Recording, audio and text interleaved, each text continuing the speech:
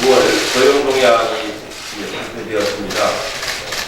여러 가지 우려가 많았는데 그래도 우리가 예상했던 것보다는 조금 더 고용 상황이 최악은 내려간 것 같습니다. 그러나 경제 상황이 녹록지가 않기 때문에 앞으로도 지속적으로 일자리 만드는데 당정 간에 긴밀한 논의와 소통이 있어야 될 것 같습니다. 경제가 여러 가지로 어렵습니다. 특히 지금 증시가 전 세계에서 경제 상황을 좀 며칠 못하고 있습니다.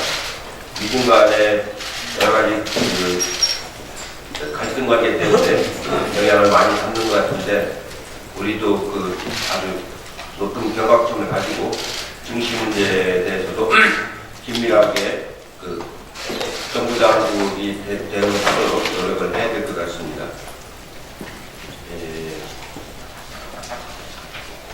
북미 정상회담이 이루어져야 비핵화가 진전이 있고 또 한반도에 종전선언이 있을 수 있는 중요한 국면이 지금 다가오고 있습니다. 북미 정상회담이 아마 내용상으로 어느 정도 합의가 된 것 같은데 실제 만나는 시기와 장소 이런 부분들이 아직 좀 더 조율을 해야 되는 것 같습니다. 아무쪼록 제가 보기에는 역진하는 것 같지는 않고 진도가 빨리 가지 않는 그런 좀 상황인데 우리가 조바심을 좀 갖지 말고 인내심을 가지고 노력하는 것이 매우 중요하다 생각을 하고 있습니다.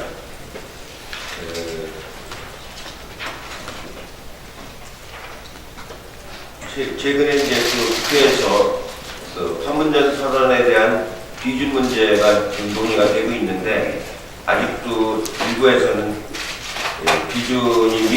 비준하기에는 비핵화의 진도가 미흡하다라는 지적들이 있습니다.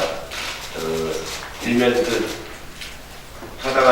타당성 있는 지적이긴 하지만 비핵화하고 판문점 선언하고는 직결되는 건 아닙니다.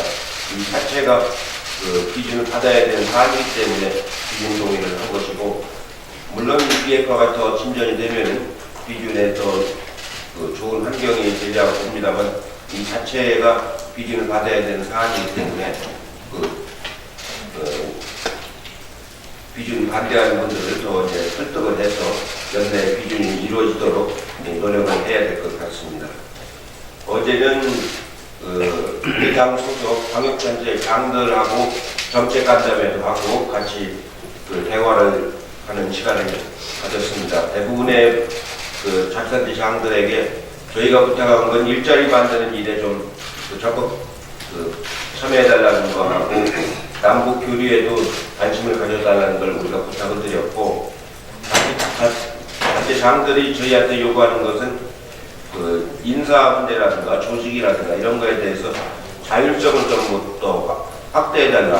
너무 행안부가 지나치게 모든 인사라든가 이런 거에 관장하려고 한다는 그런 의견들을 제가 많이 들었습니다.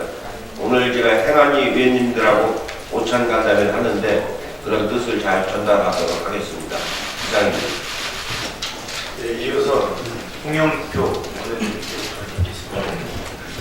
네, 어제 미국에서 금리 인하의 움직임이 또 발표되면서 세계 주식시장이 요동을 치고 우리 국내 주식시장도 폭락하는 그런 사태가 있었습니다.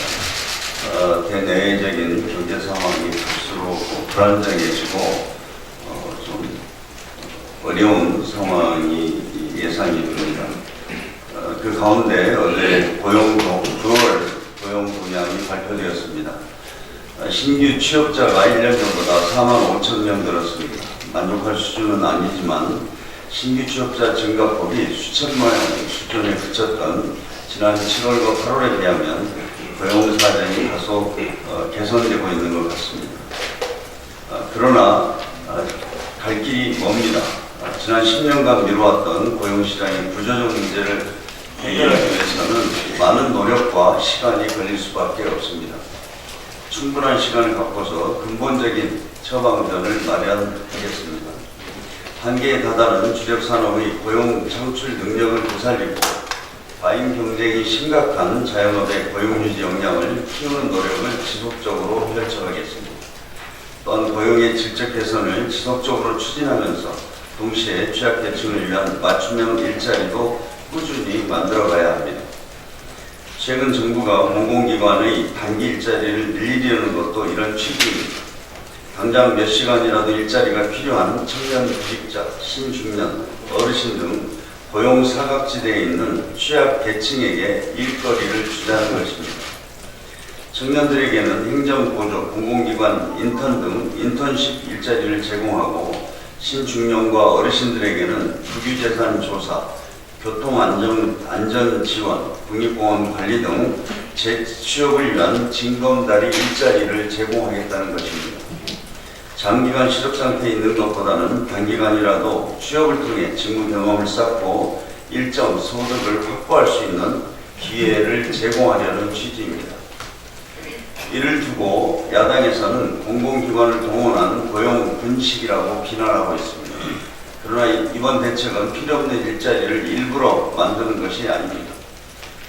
공공기관의 고유 업무나 대국민 서비스를 위해 자료조사 업무 등 꼭 필요한 분야에서 일자리를 창출하겠다는 것입니다. 우리 당은 정부와 함께 일자리 문제 해결에 총력전을 펼치겠습니다. 소득주도 성장, 혁신성장, 공정경제를 통해 우리 경제 구조를 더 많은 일자리 창출이 가능한 선순환 구조로 만들어 가겠습니다. 어제 국정감사 둘째 날에도 떼쓰기와 정치 공세를 통해 국감장을 막장국감, 정제국감으로 만들었습니다. 어제 교육위 국감에서 자유한국당 의원들은 유은혜 교육부 장관을 인정할 수 없다면서 국감장을 뛰쳐나갔습니다.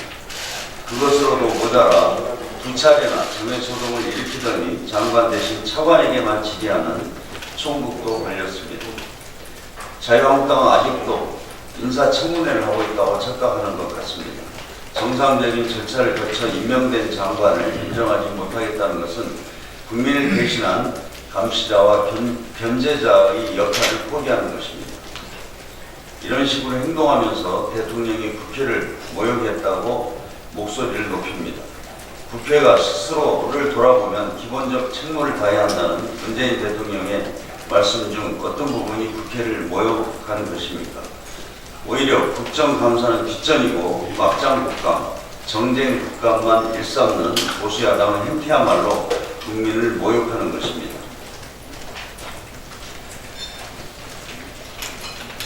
한 가지만 더 말씀을 드리겠습니다.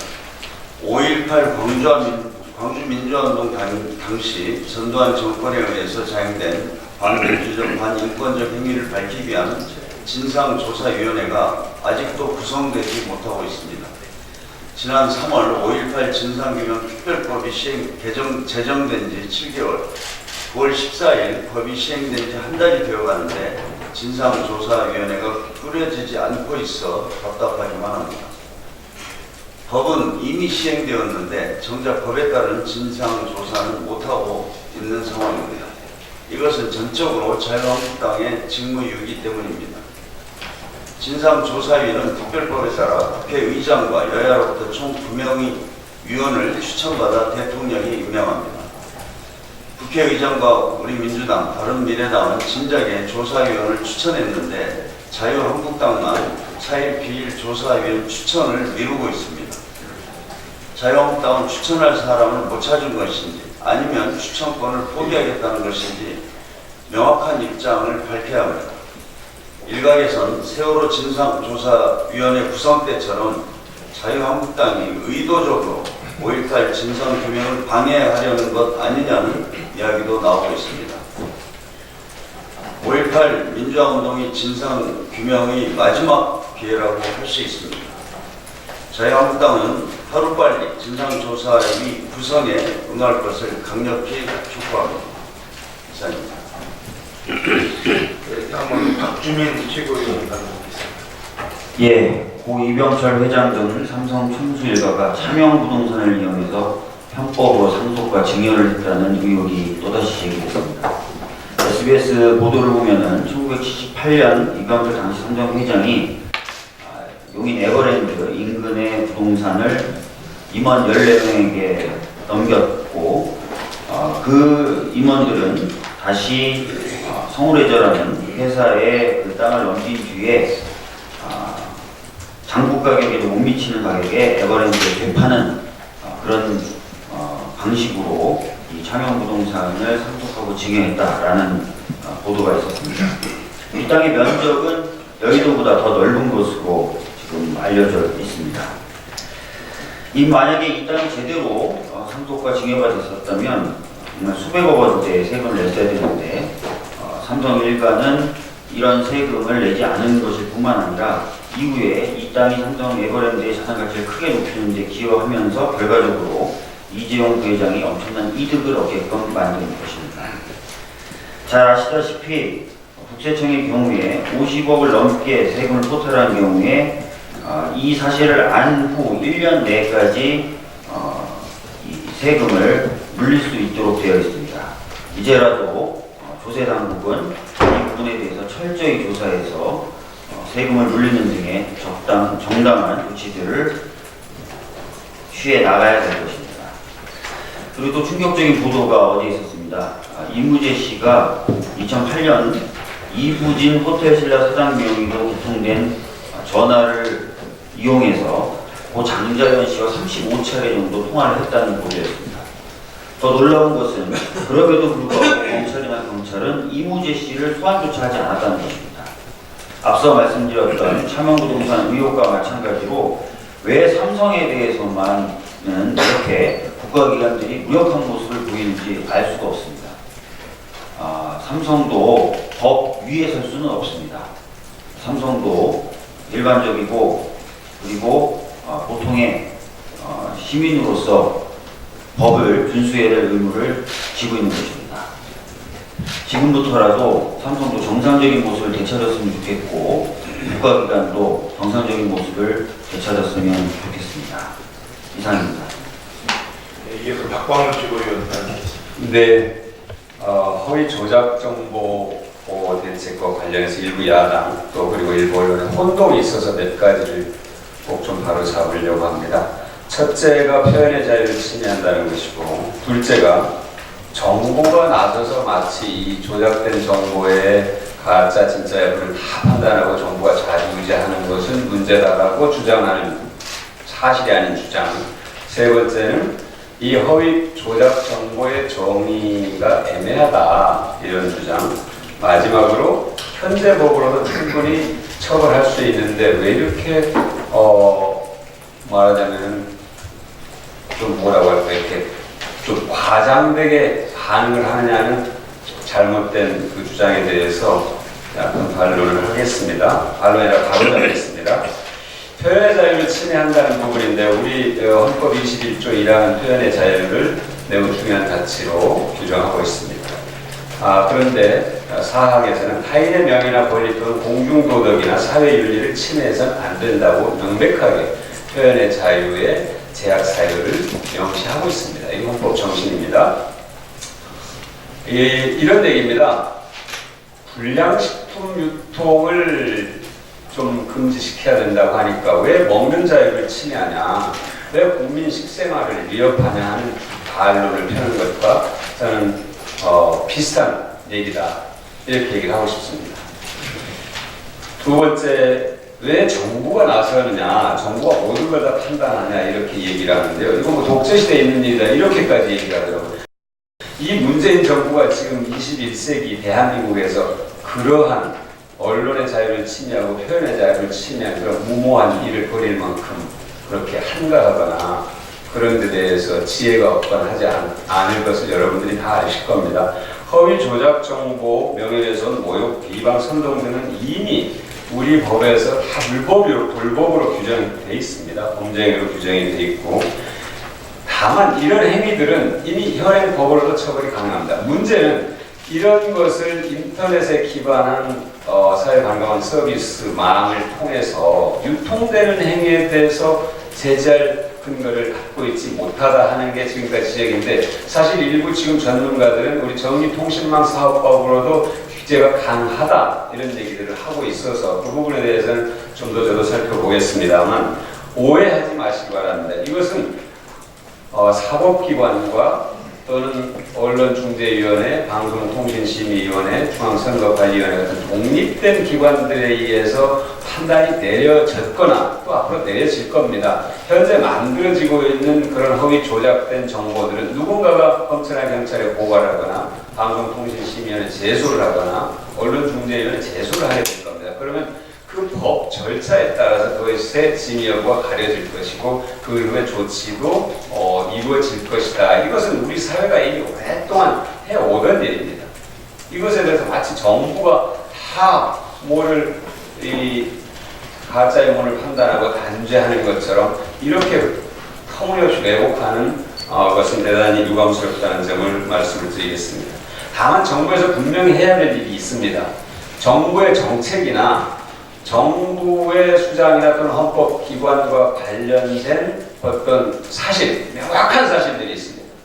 예를 들면 이번에 이낙연 국무총리가 베트남 방문해서 방명록에 남긴 그 명확한 사실이지 않습니까? 그건 국무총리실에서 그건 사실이 아니다 라고 분명히 판정할 수 있는 거고, 누구든지 국민들도 그것에 대해서 단 0.1%도 동의하지 않을 뿐이 안 계실 겁니다. 세 번째, 가짜뉴스 허위 조작 정보의 정의가 애매모호하다는 것인데요. 이게 사실은 쉽지 않은 부분인데, 그러니까 아까 말씀드린 것처럼 제가 사법기관과 언론중재위원회, 방송통신심의위원회, 중앙선거관리위원회, 그 다음에 언론사 스스로 인정한 것, 여기에서 차츰차츰 축적이 돼가면 우리 이미 형법이나 다른 법에서 또는 선거법에서 이미 불법으로 규정하고 있는 내용들까지도 이제 포함이 되죠, 당연히. 그리고 제가 여기다 반드시 포함시켜야 된다고 생각하는 것이 일제강점기, 일제 식민지배를 합리화하거나 찬양하거나 거기에 나가서 또 우리 성노예 피해 당사자들을 모독하고 조롱하는 행위, 이것도 반드시 저는 처벌 대상에 포함되는 것이 맞다. 이런 국민적 공감대를 저는 이미 갖고 있다고 생각합니다. 그리고 이런 것들은 어떤 정파적 어떤 관점에서 볼 이유도 없고 봐서도 안 되는 문제들입니다. 이건 국민들이 이미 다 동의하고 있는 것이기 때문에. 마지막으로 해외여행 보고로도 충분히 처벌할 수 있다는 것인데, 명예훼손의 경우는 피해 당사자가 특정되지 않을 경우, 어떤 집단을 대상으로 할 경우는 그 개개인에게 도달하는 과정에서 굉장히 많은 부분 희석이 되고 있어서 결국 무혐의로 또는 무죄로 판결되는 그런 경우가 비일비재합니다. 그래서 이 부분에 대한 특별한 대책이 필요하다는 것이고요. 또 말씀드렸다시피 현재 온라인 그 사업자, 정보통신망 서비스 제공 사업자가 단순 4계좌로 되어 있기 때문에 그분들이 사실 경제적 이득을 얻고 있음에도 불구하고 아무런 법적 책임을 지지 않는 겁니다. 이 허위 조작 정보가 유통되는데 실질적으로 가장 크게 기여하고 영향을 미치는데도 불구하고 이 부분을 명확하게 규정하자는 것이기 때문에 명확하게 이 부분에서 이해를 해주셨으면 좋겠고요. 현재 과방에 여야 모두 11건의 법이 계류되어 있는데 자유한국당 의원님들이 발의한 법안 내용이 훨씬 더 강력한 그런 내용으로 되어 있다는 점을 말씀드리고, 그래서 저는 자유한국당과 충분히 이 점에 대해서 이 법에 대해서 논의해서 접점을 찾을 수 있을 것이다. 좋은 법을 만들 수 있을 것이다. 좋은 대책을 만들 수 있을 것이다. 이렇게 확신합니다. 감사합니다. 이어서 김혜영 최고위원. 어제 교육위원회에서 교육부를 대상으로 국정감사가 있었습니다. 얼마 전 대정부 질문에서는 교육부 장관에게 질문을 집중했었던 자유한국당 의원들은 어제 국정감사에서는 교육부 장관이 아닌 차관에게 질문을 하였습니다. 이러한 자유한국당의 행태는 매우 모순된 행태라고 보여집니다. 자유한국당은 오늘부터라도 당리당략적인 모습에서 벗어나 성실하게 국정감사에 임해주시기를 당부드립니다. 교육부의 2013년부터 2017년간 5년간 주요 재정 지원 사업을 살펴보면 서울 소재 주요 사립대 9곳이 지방 거점 국립대 9곳보다 더 많은 예산을 지원받는 것으로 나타나고 있습니다. 일부 국립대는 서울 소재 주요 사립대에 비해 1,000억 가까이 적은 예산을 지원받고 있었습니다. 국립대는 지역 발전의 원동력이자 지역 간 균형 발전을 구현하기 위한 핵심 축으로 작용해야 합니다. 교육부는 국립대를 교육기관을 넘어서 사회적 인프라로 인식해야 합니다. 문재인 정부의 국정 과제이기도 한 지역 균형 발전과 국립대 발전의 선순환을 위한 정책을 펴주시길 당부드립니다. 이상입니다. 예, 이어서 이수진 최고위원님. 네, 국민들은 세금을 성실하게 납부하고 있습니다. 이번 국정감사에서 자유한국당은 당리당략에 따르지 않고 국민들의 입장에서 정확하게 국정감사에 임해 주실 것을 요청드립니다. 저는 어제 강릉 아산병원 노동조합의 정규직 전환 기념대회에 다녀왔습니다. 정규직으로 전환된 병원 노동자들의 밝은 얼굴을 보니 가슴이 벅차 올랐습니다. 강릉 아산병원은 10월 1일부터 용역업체를 통해 간접 고용되었던 병원 직원 100여 명을 정규직으로 전환하고 노사가 합의를 하였습니다. 상시 지속적이고 생명 안전 업무를 담당하는 직원에 대해서 정규직 전환을 합의해준 경영진의 결정에 감사를 드립니다. 그리고 무엇보다 어려운 환경 속에서도 노조를 만들고 정규직 전환 성과를 이룬 이은경 위원장에게도 큰 박수를 보내는 바입니다. 아직도 노조 파괴 행위, 부당노동 등 약탈적 노사관계가 우리 사회에 만연되어 있습니다. 하지만 강릉 아산병원 사례와 같이 우리 사회가 서로의 아픔을 보듬어주고 노사가 함께 책임있는 자세로 차별 없는 일터를 만들어 나갔으면 좋겠습니다. 아직 정규직 전환 대상자로 확정되지 않은 분들에게도 좋은 소식이 전해지기를 간절히 바랍니다. 과거 저도 일하는 엄마로서 젊은 시절 아이들을 유치원과 어린이집, 보육시설에 보냈었습니다. 맞벌이 부모들은 아이를 믿고 맡길 곳이 필요하지만 국공립 어린이집은 턱없이 부족하고 어쩔 수 없이 사립 유치원에 아이들을 보낼 수밖에 없습니다. 하지만 아이들을 돈벌이 수단으로만 생각하고 유치원 교사나 보육교사들의 사업에서는 관심이 없고 문제를 일으키는 그 악덕 원장이 있는 것 같습니다. 전국 시도교육청의 유치원 감사 보고서에 따르면 비리사실이 적발된 유치원 1146곳 중에 95%가 사립 유치원이었습니다.